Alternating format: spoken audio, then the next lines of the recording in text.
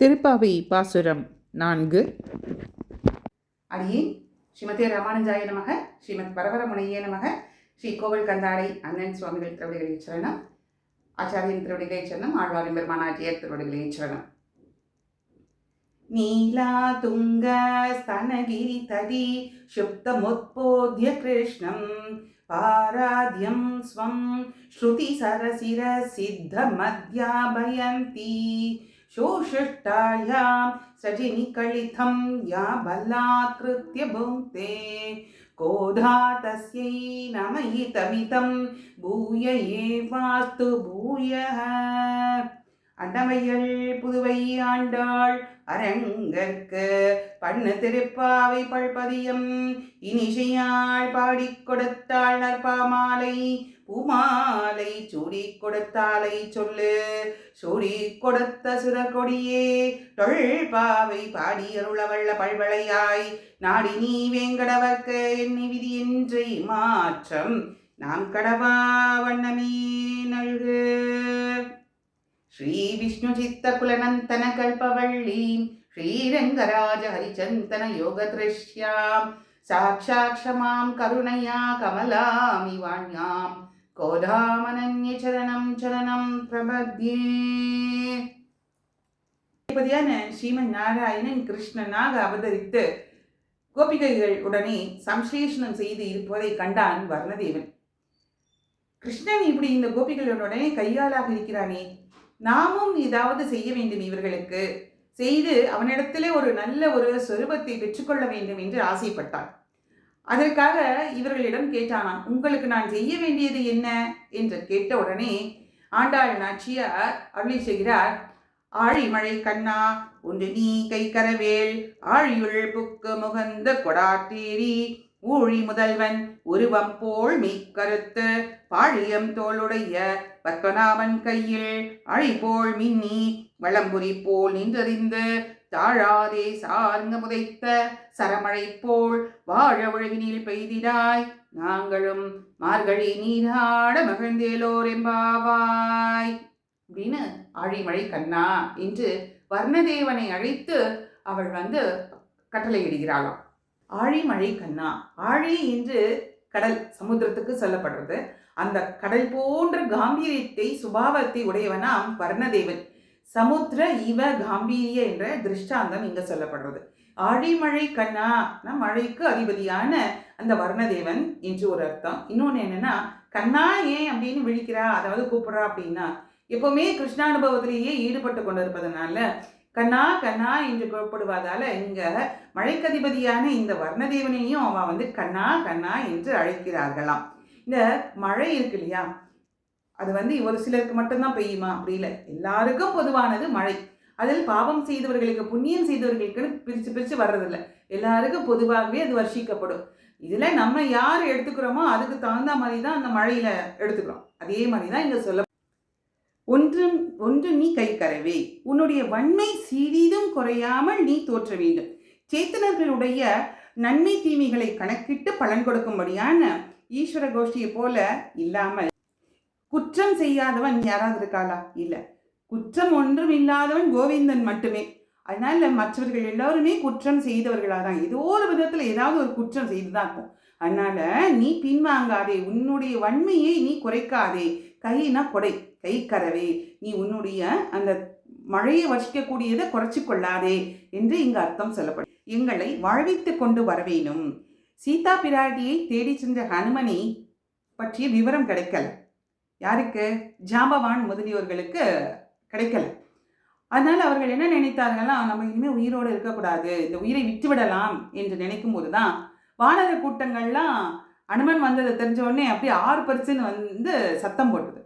அப்போ அந்த சத்தத்தை வைத்து கொண்டு, ஓ அனுமன் வந்து விட்டான், வெற்றியோடு திரும்பி விட்டான் என்று அவர்களுக்கு தெரிந்தது. அந்த சத்தம் போலே நாங்கள் உயிர் தரிக்க வேண்டும், நாங்கள் வாழ வேண்டும், நீ மழையை தர வேண்டும் என்று கட்டளையிடுகிறாள் ஆண்டாள் நாச்சியார். நாச்சியார் திருமொழியில சொல்றாள், விண்ணீல மேலாப்பு விருத்தாற்போர் மேகங்காள் மறையானை மாமுகிழ்கால் என்று நாச்சியார் திருமொழியிலே ஆண்டாள் நாச்சியார் அருள் செய்கிறார். ஊழி என்று இங்க காலம், இந்த காலம் இங்க எல்லா பதார்த்தங்களுக்கும் உபலட்சணமாக அமைகிறது. நம்மாழ்வார் சொல்றார், முன்னீர் ஞானம் படைத்த எம்முகிழ் வண்ணனே என்று நம்மாழ்வார் ஜெகத்காரண பூதன் முகிழ்வண்ணனாய் இருப்பான் என்று சொன்னார். உருவம் போல் மெய்க்கருத்து. மெய்க்கருத்து உடல் வேணா எம்பெருமான் போலே கருப்பாக இருக்கலாம், ஆனா அவனுடைய குணம் போன்று வருமா? வரவே வராது. அதுக்கு தான் சொல்கிறார்கள், விழிக்க விழி ஒண்ணாது, அவனுடைய நாச்சியார் விழி விழிக்க விழி ஒண்ணாது, இது நீர்மையில் இட்ட நெருப்பாக இருக்கும் என்று இங்கே காட்டி கொடுக்குறார். என்னன்னா, இங்க ஒரு ஐதீகம் சொல்லப்படுறது. ஸ்ரீரங்கத்துல அத்தியன உற்சவம் நடந்துட்டு இருக்கு. அத்தியன உற்சவத்துல ஏகாதசி, வைகுண்ட ஏகாதசிக்கு முதல் நாள் நாச்சியார் திருக்கோலம் சாற்றிக்கொள்வார் நம்பெருமாள். ரொம்ப அற்புதமான சேவை. தாயாருடைய திரு ஆபரணங்களை எல்லாம் சாற்றி கொண்டு அவர் நமக்கு அந்த நாச்சியார் திருக்கோலத்திலே அருள் பாலிப்பார். இப்போ ஸ்ரீ பராசரப்பட்டர் குரத்தாழ்வானின் திருக்குமாரன் அவர் என்ன பண்ணினார் அப்படின்னா, அவர்கிட்ட கேட்கிறார். அவர் பெரிய பெருமாள் இடத்துலையும் பெரிய பிராட்டி இடத்துலையும் தான் வளர்ந்தவர். அவரிடத்துல நம்பெருமாள் கேட்கிறாரா, நான் உன் தாயாரை போன்றிருக்கிறேனா என்று கேட்டாராம். நாச்சியாருடைய திருக்கோலத்தை ஏறிட்டு கொண்டாலும் அவளுடைய விழிக்கு விழி ஒண்ணாதே அப்படின்னு சொல்றாராம். அவரை போல உங்களால் விழிக்க முடியாது. அதாவது தாயாரின் கருணை கண்களை இங்கே சொல்கிறார் பராசரப்பட்டர். அப்படி அவருடைய எம்பெருமானுடைய குணத்துக்கு ஈடாக முடியுமா? முடியாது. தோளுடைய பத்மநாபன் கையில். பாழியம் தோள் அப்படின்னா பொருந்தும் அழகு பொருந்திய தோள்கள். 2 தோள்கள், அப்படி வலிமை பொருந்திய பலம் பொருந்திய தோள்கள்.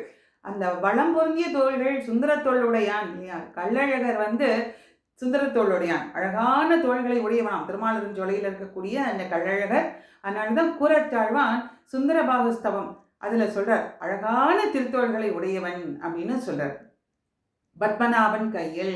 இந்த பத்மநாபன் அவனுடைய கையில் இருக்கக்கூடிய ஆழி போல் மின்னி வளம்புரி போல் நின்றதிருந்து.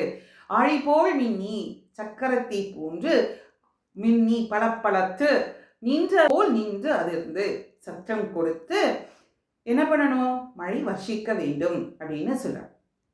வளம்புரி போல். இங்க சுடராணியும் பல்லாண்டே அப்படின்னு பெரியாழ்வார் சாதித்தார் இல்லையா? அவருடைய திருமகள் ஆண்டாள் நாச்சியார்.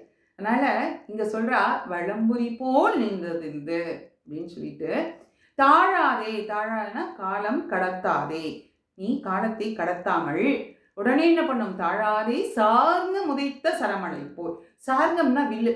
இந்த வில்ல வளைச்சா அதுலேருந்து எப்படி அம்புகள் சரசர சரசரன்னு வருமோ அதே மாதிரி நீ மழை பெய்ய வேண்டும், வர்ஷிக்க வேண்டும் அப்படிங்கிறார். இந்த இடத்துல இந்த மழை இதுக்கு வாழி மழை, சரமலை அப்படின்னு பெரியவாச்சான் பிள்ளை வியாக்கியானத்தில் காட்டப்படுறது. ராமர் இந்த ராவணனை யுத்த காலத்தில் போரிட்டு இருக்கா இல்லையா? அப்போ ராவணிடத்துல ஒரு சைன்யம் இருந்ததாம். அதாவது சேனைப்படை, மூல சேனைப்படைன்னு ஒன்று தனியாக பெருசாக வச்சிருந்தாங்க. அதோட ராமனை அந்த யுத்த களத்துல நேரிடுறான். அப்படி நேரிட்ட போது ராமன்கிட்ட இருக்கிறது ஒரே ஒரு வில்லு தான். அதுலேருந்து அந்த நாணை ஏற்றி அம்பை ஒரு தடவை தான் பண்ணினாராம். அப்படியே சரசரசரன்னு அம்பு மழை பொழிந்து கொண்டே இருந்ததாம். அதே போல நீ மழை வர்ஷிக்க வேண்டும். எப்படி வர்ஷிக்கணும்? நாங்கள் வாழ. இங்க எப்படி அந்த மழை எங்களுக்கு சந்தோஷத்தை கொடுக்க வேண்டும், நாங்கள் மகிழ்ந்த மார்கழி நீராட வேண்டும் என்று ஆண்டாள் நாச்சியார் இங்கே அருளிச்சு. இந்த பாசுரத்துல உள்ளார்ந்த ஒரு அர்த்தத்தை நாம் காணலாம்.